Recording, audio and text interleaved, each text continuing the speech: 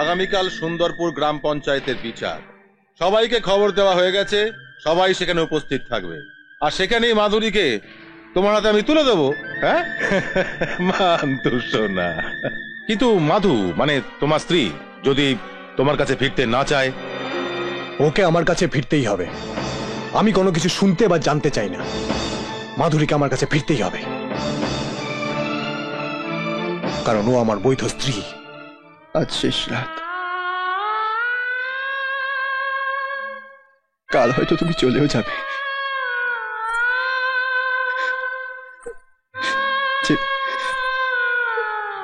যে সন্তান জন্ম নেবে তাকে হয়তো আমি দেখতেও পাবো না। সে হয়তো কোনোদিন চিনতেই পারবে না আমায়।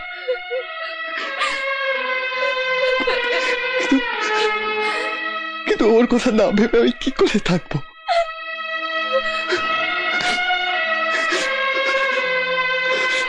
মাধুরী জানো, ওকে নিয়ে আমি অনেক স্বপ্ন দেখেছিলাম।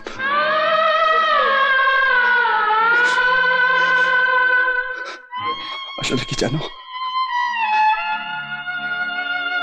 জীবনে অনেক কিছু পেয়েছিলাম তো,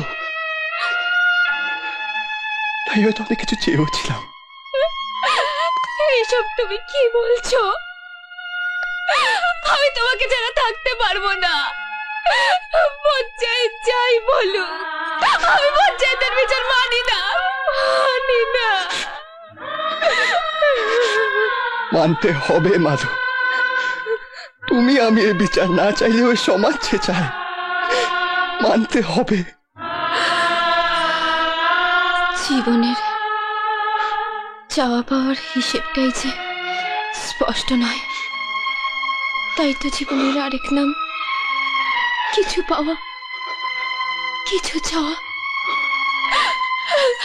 তুমি আমাকে জীবনে নতুন করে বাঁচার স্বপ্ন দেখিয়েছ।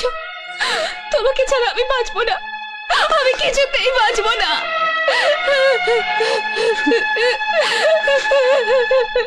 আজ আমরা এই সুন্দরপুর গ্রাম পঞ্চায়েত রাজ চৌধুরীর স্ত্রী এগাইরি মেয়ে মাধুরীর পালিয়ে গিয়ে বিয়ে করার ব্যাপারে চূড়ান্ত সিদ্ধান্ত নিতে চলেছি। তাই আমরা এই সুন্দরপুর গ্রাম পঞ্চায়েত মনে করছি রাজের দাবি ন্যায্য দাবি। তার কারণ রাজ মাধুরীকে ডিভোর্স দিয়ে যুদ্ধে যায়নি, কাজেই ধর্মত এবং আইনত মাধুরী রাজের স্ত্রী, তাই তাকে রাজের কাছেই ফিরে যেতে হবে। না না, আমার মনে হচ্ছে বিচারটা একতরফা হয়ে গেল। আমাদের তো জানা উচিত মাধুমা কি চায়। সে কি সত্যি ফিরে যেতে চায়? কোনো প্রশ্নই ওঠে না। আজ থেকে 4 বছর আগে যদি রাজ ফিরে আসতো, তাহলে আমিই হতাম পৃথিবীর সব থেকে সুখী মানুষ। বছরের পর বছর আমি রাজের জন্য অপেক্ষা করেছি। রাজের মৃত্যুর খবর শুনে আমি তো আত্মহত্যাই করতে গিয়েছিলাম। হ্যাঁ, আমি ওকে বাঁচাই, ওর স্মৃতিতে পবিত্র গঙ্গা মাটি দিয়ে ওকে স্ত্রী হিসেবে বরণ করি। কিন্তু এতে আমার অপরাধটা কোথায়? একটা মরতে যাওয়া মানুষকে নতুন করে জীবন দেওয়া, এটাই কি আমার অন্যায়? সেদিন যদি জানতাম যে তোর ওই হাত আমার মাধুরীকে ছুঁয়েছে, তাহলে তোর ওই হাত আমি গড়িয়ে দিতাম। এখন তো জানতে পেরেছো, ক্ষমতা থাকলে গুড়িয়ে দাও। এই ক্ষমতা দেখতে চাস? হ্যাঁ রাজ, উদয়, এটা বীরত্ব দেখানোর জায়গা নয়। পঞ্চায়েত যে রায় দেবে সে রায় আমাদের সবাইকে মানতে হবে। আমি মেনে নিতে পারবো না। উদয়ের সন্তান আমার গর্ভে, রাজ আমাকে নিজের স্ত্রী হিসেবে ফিরিয়ে নিয়ে যেতে চায়। কিন্তু এই সন্তানকে কি রাজ কোনোদিন মেনে নেবে? আর ওর মা মেনে নিতে পারবে এই সন্তানকে?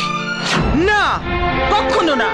একটা অলক্ষণের নষ্টা মেয়েকে যদি এ বাড়িতে ফিরে আসতে হয়, তাহলে ওর পেটের বাচ্চাটাকে নষ্ট করে ফিরে আসতে হবে।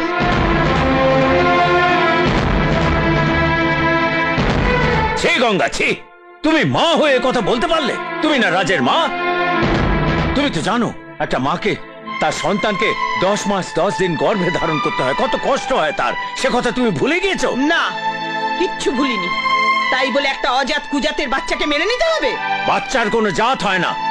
বাচ্চার জাত নিয়ে যারা কথা বলে তারা নিজেকেই ছোট করে।